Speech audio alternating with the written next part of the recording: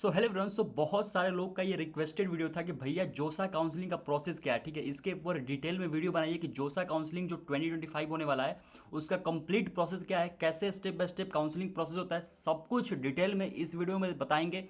अगर आपने ये वीडियो लास्ट तक देख लिया तो आपको मैं गारंटी देता हूँ आपको कोई वीडियो देखने की जरूरत नहीं पड़ेगी।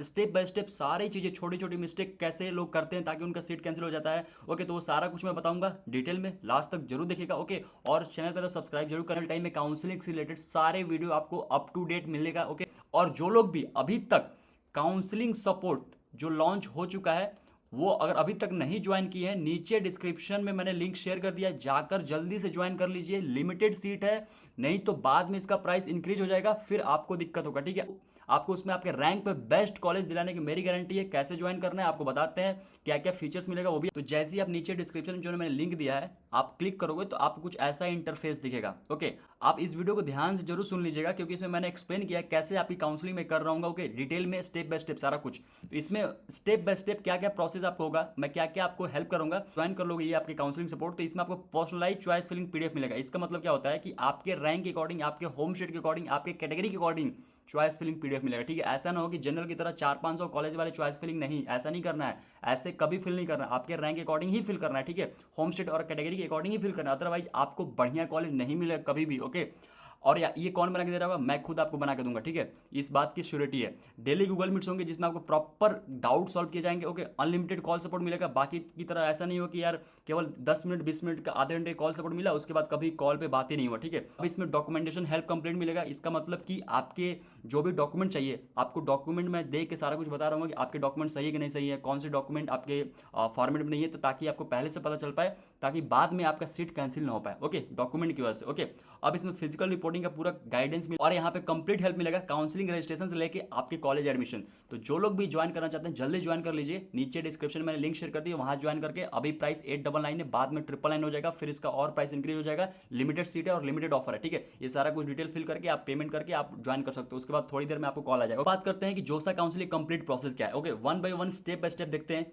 तो इसमें पहली बात की बहुत सारे लोगों का डाउट होता है कि भैया व्हाट इज जोसा, जोसा क्या है। ठीक है, इसके बारे में बात करेंगे। ठीक है, और प्रोसेस क्या होता है जोसा काउंसलिंग का ये भी देखेंगे, और सीट अलॉटमेंट का क्या मतलब होता है ये भी देखेंगे। ओके, विलिंगनेस क्या होता है ये भी देखेंगे, ऑनलाइन रिपोर्टिंग कैसे होता है, और डॉक्यूमेंट कौन कौन से लेंगे, ये सब कुछ डिटेल में बात करें। ओके, सो स्टार्ट करते हैं वन बाय वन। ओके, सारे लोगों को तो यही नहीं पता है कि जोसा काउंसलिंग होता क्या है। तो बेसिकली आपका ये इसका फुल फॉर्म मैं बताता हूँ, joint seat allocation authority admission and E counselling services for session 2025। ठीक है, मतलब कि जोसा जो आपका एक ऑनलाइन बॉडी है जिसके थ्रू ही आप अपना जो काउंसलिंग कर रहे होगे, मतलब कि एनआईटी में। ठीक है, यहाँ पे मैंने मेंशन किया है, यहाँ पर ये रहा आपका आईआईटी, ये रहा आपका आईआईटी। ठीक है, और ये रहा आपका एनआईटी, और ये रहा आपका ट्रिपल आईटी, और ये रहा आपका जीएफटीआई।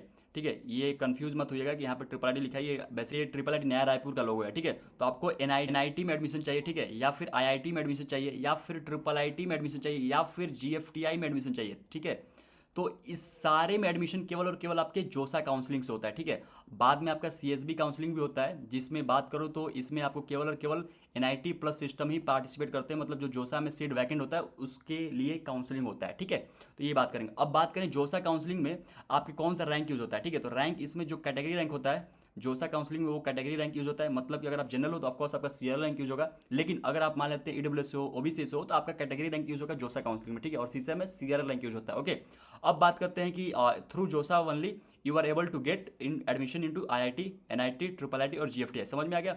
अब बात करते हैं कि रजिस्ट्रेशन। ठीक है, इसके बाद क्या होता है कि रजिस्ट्रेशन होता है, जैसे मतलब कि जेई मेन का आप रजिस्ट्रेशन करते थे। ठीक है, उसी तरीके से आपके यहाँ पे जोसा के वेबसाइट पे रजिस्ट्रेशन होगा। जब भी रजिस्ट्रेशन स्टार्ट होगा मैं इस पर डिटेल वीडियो बना के आपको बता दूंगा। ओके, किस तरीके से रजिस्ट्रेशन करना है सारा कुछ प्रोसेस, तो रजिस्ट्रेशन होगा। ओके, अब इसके बाद रजिस्ट्रेशन करने के बाद आपके चॉइस फिलिंग स्टार्ट होगा। मतलब जैसे आप रजिस्ट्रेशन कर लोगे चॉइस फिलिंग स्टार्ट, जे एडवांस अगर आप क्लियर कर लेते हो तो इसके बेसिस पे आपको आईआईटी का ऑप्शन वहाँ पे दिखेगा। मतलब आईआईटी के चॉइस फिलिंग में ऑप्शन दिखेंगे। अगर जे एडवांस आपका क्लियर नहीं होगा तो ये आईआईटी वाला ऑप्शन भी आपको दिखेगा नहीं। अगर आपने जे एडवांस नहीं दिया या फिर क्लियर नहीं होगा तो उसमें केवल आपको एनआईटी केवल एनआईटी के चॉइसेस दिखेगा या फिर आपके ट्रिपल आईटी या फिर जीएफटीआई के ऑप्शन दिखेंगे। मतलब ये वाला ऑप्शन तो सबके पास ही रहेगा, क्योंकि वो जेई मेन तो ऑफकोर्स जेई मेन तो एग्जाम दिया ही होगा। ओके, अगर जेई मेन एग्जाम नहीं दिए होगे तो ऑफकोर्स आप जोसा काउंसलिंग के लिए एलिजिबल ही नहीं रहोगे। समझ में आया? तो ये सारी चीज़ें, तो ये सारा चॉइसेस आपको फिल करना होगा वहाँ पे। कैसे फिल करना होता है, जब आपका काउंसलिंग स्टार्ट हो जाएगा तो उस टाइम आपको डिटेल में वीडियो बना के बता देंगे। ओके, अब बात करते हैं, आपको ये चीज़ ध्यान रखना होगा कि चॉइस फिलिंग सबसे इंपॉर्टेंट होता है। ठीक है, choice filling is the king. अगर आप इसको अच्छे से कर लिए तो समझ जाओ कि काउंसलिंग आपका अच्छे से हो जाएगा। अगर इसको ढंग से नहीं करोगे तो डेफिनेटली आपका काउंसलिंग बहुत बेकार जाएगा। इसके लिए काउंसलिंग सपोर्ट जो है लॉन्च हो चुका है, डिस्क्रिप्शन में लिंक शेयर कर दूँ, जाकर जरूर ज्वाइन कर लीजिए। ठीक है, अदरवाइज आपको हो सकता है कि आपका रैंक अच्छा आ जाए बट आपको कॉलेज अच्छा ना मिले। ओके, चॉइस फिलिंग के बाद क्या होता है कि आप जो चॉइसेस फिल किए होगे ना, उसके बेसिस पे आपको कौन सा कॉलेज मिल रहा होगा मॉक में। मतलब इस मॉक बेसिकली मॉक होता है। ठीक है, मतलब कि ये रियल एलोकेशन नहीं होता है, ये बेसिकली कह लो कि डेमो होता है। ठीक है, मतलब कि आप जो कॉलेज फिल किए हो, जो चॉइसेस फिल किए हो, उसके बेसिस पे आपको कौन सा सीट मिलने के चांसेस है। ठीक है, अब यहाँ पे मैंने क्लियरली लिखा है कि mock seat allocation is not the real allotment, this is the demo allotment so that you can get idea that which college you will be getting based on your choices. Okay, तो basically ये आपका ऐसा नहीं होता कि round 6 तक का होता है। बेसिकली अभी जो फर्स्ट राउंड में जो आपका मतलब चांसेस होगा वही होता है। ठीक है, उसके बाद तो ऑफकोर्स फर्स्ट राउंड के बाद बहुत सारे लोग का सीट कैंसिल होता है, तो वहाँ पे चांसेस बनते हैं। ओके, तो उसके हिसाब से आने वाले टाइम में आपके और भी अपग्रेड होते हैं। तो मॉक सीट एलोकेशन से आपको आइडिया लग जाएगा। यहाँ पे लगभग मॉक सीट एलोकेशन 1 और 2 दो होता है। ठीक है, तो पहले वाले में बेसिकली वो रियल नहीं होता है, 2 वाला में अगर जो आ रहा है तो मान सकते हो कि हाँ वो आपको मिल सकता है। लेकिन लास्ट राउंड आते आते, फिफ्थ राउंड आते आते देखते हैं कि इस बार टोटल राउंड आपके 5 ही होते हैं या फिर 6 होते हैं। पिछले साल 5 ही हुआ था, तो अगर 5 होगा तो 5 राउंड आते आते भी चेंज हो सकता है। ठीक है, तो ये आपका मॉक सीट एलोकेशन होता है। ओके, अब बात करते हैं कि इसके बाद जब मान लेते हैं मॉक सीट एलोकेशन 1 और 2 आ जाएगा, तो लास्ट में आपको चॉइस लॉकिंग का ऑप्शन रहेगा। ठीक है, चॉइस लॉकिंग का मतलब क्या होता है कि ये क्या कंपलसरी है, तो डिटेल में बात करते हैं। देखो, पहला पॉइंट की choice locking is not compulsory, मतलब कि ये कंपलसरी नहीं है, आप कर सकते हो but it is not compulsory. अब दूसरा पॉइंट क्या है कि choice once choice locked you can't change your choices. अगर मान लेते हैं कि अगर आपने जो चॉइस फिलिंग किया, ठीक है, उसको अगर आपने लॉक कर दिया, ठीक है, पासवर्ड आईडी पासवर्ड डाल के उसको लॉक कर दिया, ओटीपी वगैरह ऑफकोर्स उस वेरिफिकेशन के लिए लगेगा, तो अगर वो आप लॉक कर दिए तो बाद में कभी भी इसको चेंज नहीं कर पाओगे। ऑफकोर्स लास्ट डेट से पहले मतलब चेंज नहीं कर पाओगे, क्योंकि ऑफकोर्स अगर आपका लास्ट डेट एंड हो जाएगा तो उसके बाद लॉक नहीं भी किया रहोगे तब भी चेंज नहीं कर पाओगे। ठीक है, ये ध्यान रखिएगा।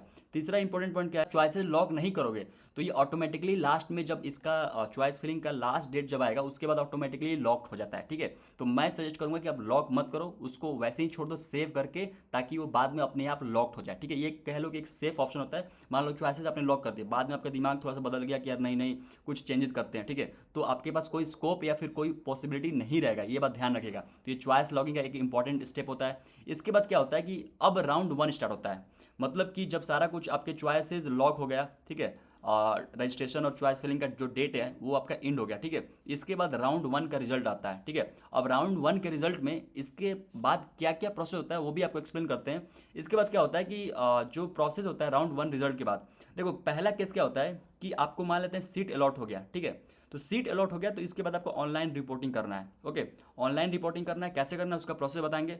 अब दूसरा केस भी कवर कर लेते हैं कि अगर मान लेते हैं कि सीट आपको राउंड 1 में अलॉट नहीं हुआ है तो आपको क्या करना है, कुछ नहीं करना है, आपको राउंड 2 के रिजल्ट का वेट करना है। क्योंकि अब जिनको मान लेते हैं सीट अलॉट हो गया, ठीक है, अब उनका ऑनलाइन रिपोर्टिंग का प्रोसेस क्या होगा, अब ये ऑनलाइन रिपोर्टिंग का प्रोसेस जो है सबको करना होगा जब भी उनको पहली बार सीट अलॉटमेंट होगा। अब जैसे मान लेते हैं केस 2 में किसी को सीट अलॉट नहीं हुआ, ठीक है, अब राउंड 2 का वेट किया, अब मान लेते हैं कि राउंड 2 में जो है उसको जो है सीट मिल गया, तो अब यही वाला ऑनलाइन रिपोर्टिंग प्रोसेस फॉलो करेगा। समझ में आया? मान लेते हैं ये आपका राउंड 4 में आपको सीट मिला, तो यही वाला आपको seat online reporting process follow करना है। अब मान लेते हैं कि राउंड 1 में आपको सीट मिल गया, राउंड 2 में मतलब राउंड 1 में आपको सीट मिल गया, ठीक है, और उसके बाद आपने ऑनलाइन रिपोर्टिंग ये कर लिया, तो उसके बाद बार बार ऑनलाइन रिपोर्टिंग करने की जरूरत नहीं होती है। ठीक है, मैं आपको बताऊंगा कैसे करना होता है। अब क्या होता है ऑनलाइन रिपोर्टिंग का प्रोसेस क्या होता है, इसमें बेसिकली 3 स्टेप होता है। ठीक है, यहाँ पे मेंशन है you have to do online reporting else your seat get cancel. अगर आप ऑनलाइन रिपोर्टिंग नहीं करोगे तो आपका सीट जो है वो कैंसिल हो जाएगा, ये ध्यान रखिएगा। ठीक है, तो पहला स्टेप क्या होता है कि आपको जैसे ही आपको सीट अलॉट होगा तो आप ऑफकोर्स सीट को देखोगे, उसमें क्या होता है कि डॉक्यूमेंट वेरिफिकेशन होता है। ठीक है, अब डॉक्यूमेंट वेरिफिकेशन में आपको कुछ डॉक्यूमेंट अपलोड करने होते हैं। अब कुछ क्या डॉक्यूमेंट है वहाँ पे, कंप्लीट डॉक्यूमेंट का लिस्ट पे वीडियो में बनाऊंगा आने वाले टाइम में। ठीक है, इसमें कैटेगरी सर्टिफिकेट, अगर आप कैटेगरी से बिलोंग करते हो, मेडिकल सर्टिफिकेट, इस पे वीडियो में डिटेल बनाऊंगा। ठीक है, कि कैसे मेडिकल सर्टिफिकेट बनाना है, फॉर्मेट में क्या होगा, अदरवाइज आपका सीट कैंसिल हो जाएगा अगर आपका गलत मेडिकल सर्टिफिकेट होगा तो। ठीक है, 10th का मार्कशीट जो होता है बेसिकली ये डेट ऑफ बर्थ के लिए होता है। ठीक है, डेट ऑफ बर्थ के लिए होता है, या फिर अगर आपके पास डेट डेट ऑफ बर्थ का सर्टिफिकेट है तो भी आप अपलोड कर सकते हो डेट ऑफ बर्थ वाले सेक्शन में, ठीक है। बाकी 10th का मार्कशीट तो सेक्शन होता ही है। 12th का मार्कशीट जो होता है इसमें आपको as a state of eligibility, मतलब आपने 12th कहाँ से किया है वो बेसिकली होम स्टेट के लिए 12th का मार्कशीट अपलोड करते हैं, ठीक है। अब इसके बाद क्या होता है, विलिंगनेस सिलेक्शन होता है। और विलिंगनेस का क्या मतलब क्या होता है कि 3 ऑप्शन होता है, फ्रीज, फ्लोट, स्लाइड।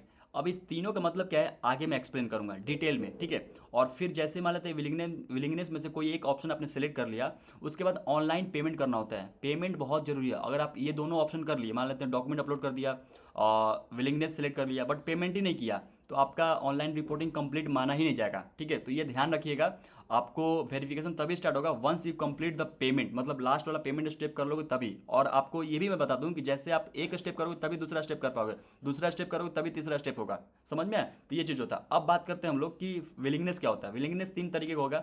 फ्रीज, अब इसका मतलब क्या है, जैसे मान लेते हैं एग्जाम्पल के तौर पर मैं बताता हूँ। जैसे मान लेते हैं मैंने 5 चॉइसेस 3 चॉइसेस मैंने फिल किया, पहला, दूसरा और तीसरा। एग्जाम्पल के तौर पर मैं बताता हूँ। अगर मान लेते हैं कि आपको दूसरा वाला, इसको मैं कलर चेंज कर लेता हूँ ताकि आपको अच्छे से समझ में आए। तो इसमें मान लेते हैं कि दूसरा वाला मेरा जो है चॉइसेस जो है क्या हो गया, मिल गया, ठीक है। अब मैं चाहता हूँ कि यार कि मेरे को इसी NIT वारंगल मिल जाए, या फिर मैं इसके अलावा दूसरे कॉलेज में नहीं जाना चाहता हूँ, ठीक है।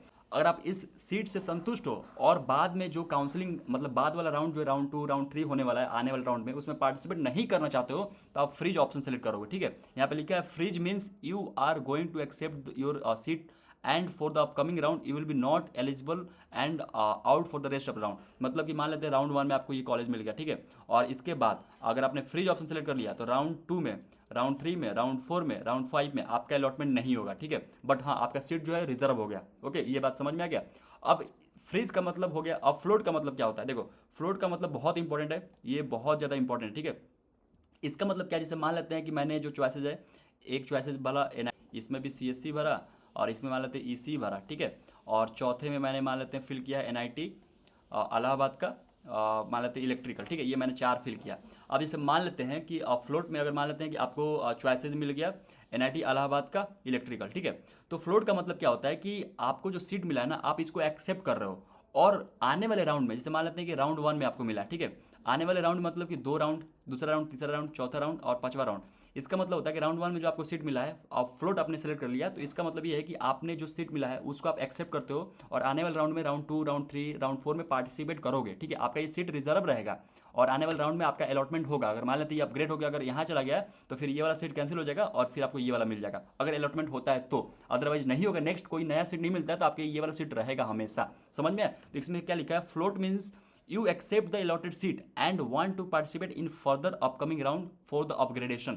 अपग्रेडेशन के लिए आने वाले राउंड में आप पार्टिसिपेट कर रहे होगे, ठीक है। ये समझ में आया फ्लोट का मतलब। और मैं बोलूँगा कि सबसे सेफ साइड होता है फ्लोट ऑप्शन, तो फ्लोट ऑप्शन ही सिलेक्ट करना चाहिए। बट किसी किसी कंडीशन में आप फ्रीज स्लाइड भी सिलेक्ट कर सकते हो। अब बात करते हैं स्लाइड।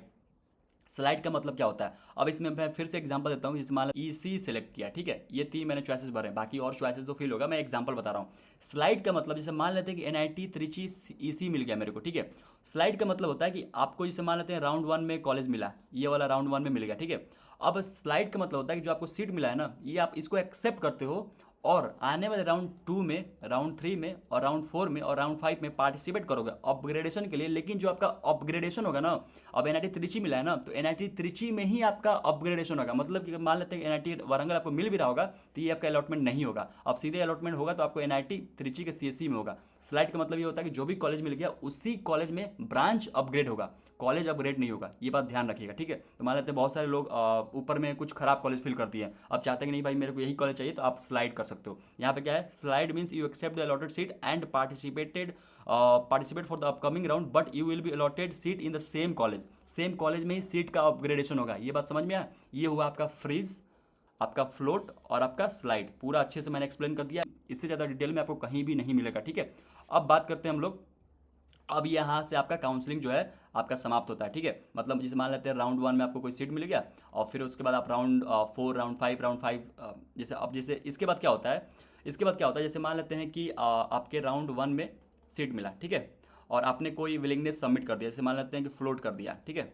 फ्लोट कर दिया और आने वाले राउंड में, राउंड 2 में राउंड 2 में जैसे मान लेते हैं कि आपका सीट जो है दूसरा चेंज हो गया, इसमें केवल और केवल आप विलिंगनेस ही आप सबमिट करोगे, क्योंकि डॉक्यूमेंट वेरिफिकेशन हो गया होगा, पेमेंट कर दिए होगे, तो बार बार पेमेंट करने की जरूरत नहीं है। विलिंगनेस में मान लेते हैं यहाँ पे फिर से आपने फ्लोट सेलेक्ट कर लिया, ठीक है। तो राउंड 3 में मान लेते हैं कि फिर से आपको नया सीट मिल गया, तो इसमें फिर से आपको फ्लोट मतलब फ्लोट या फिर फ्लोट या स्लाइड या फिर आपके फ्रीज का ऑप्शन आएगा। तो इसमें मान लेते हैं फिर से आपने फ्लोट सेलेक्ट कर लिया। आपको जो विलिंगनेस है हर राउंड में सेलेक्ट करना पड़ेगा, मतलब कि जब जब राउंड में आपका अलॉटमेंट होगा नए नए राउंड में, उसमें आपको विलिंगनेस सबमिट करना ही पड़ेगा, ठीक है। ये चीज़ है, आने वाले टाइम में मैं डिटेल में वीडियो बनाऊंगा कि कैसे आपको ऑनलाइन रिपोर्टिंग करना है, सब कुछ डिटेल में, ओके।